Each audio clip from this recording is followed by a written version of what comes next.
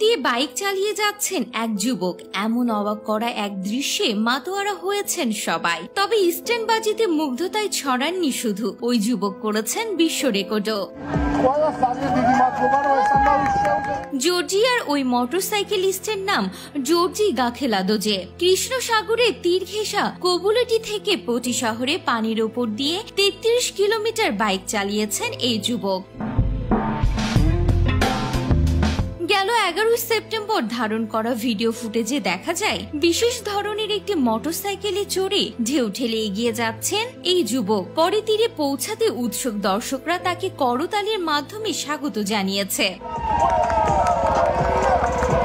বিশ্ব রেকর্ড গড়ার জন্য মানসিক প্রস্তুতি নিয়ে রেখেছিলেন জর্জিয়ান এই যুবক, কিন্তু লক্ষ্য অর্জনে প্রয়োজন ছিল গুরুতর প্রস্তুতি। এজন্য পানির উপর দিয়ে চলাচলে উপযুক্ত মোটরসাইকেল ও প্রয়োজনীয় যন্ত্রাংশ কিনে প্রশিক্ষণ শুরু করেন গাখেলাদোজে। শুরুটা হয়েছিল 2 বছর আগে। তখন একটি ভিডিওতে দেখতে পাই অস্ট্রেলিয়ান রাইডার রবি ম্যাডিসন পানির উপর দিয়ে মোটরসাইকেল চালাচ্ছেন। এরপর আমি অ্যালুমিনিয়ামের যন্ত্রাংশ ও ইস্কি অর্ডার করি।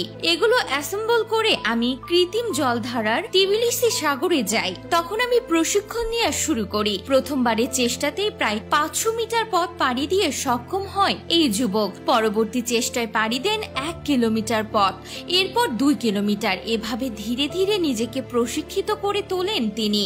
তবে এজন্য অনেক কাঠখড় পোহাতে হয়েছে এই যুবককে। সফলভাবে প্রশিক্ষণ শেষে বিশ্ব রেকর্ড করতে সমুদ্রে নামেন গাখেলাদোজে। মাত্র 33 মিনিটে 33 কিলোমিটার পথ পাড়ি দিয়ে ভেঙে দেন আগের সব রেকর্ড। এর আগে 2021 সালে রবি ম্যাডিসন ওয়াটার স্কি মোটরসাইকেলে করে বসফরাস প্রণালীতে 31.7 কিলোমিটার পথ পাড়ি দিয়েছিলেন। জলের রেকর্ড ভাঙার পর এবার সমুদ্র পৃষ্ঠ থেকে 5054 মিটার উচ্চতায় মোটরসাইকেল চালাতে চান এই যুবক। তো ভিউয়ার্স, ভিডিওটি কেমন লাগলো তা অবশ্যই আমাদের কমেন্ট করে জানাতে ভুলবেন না।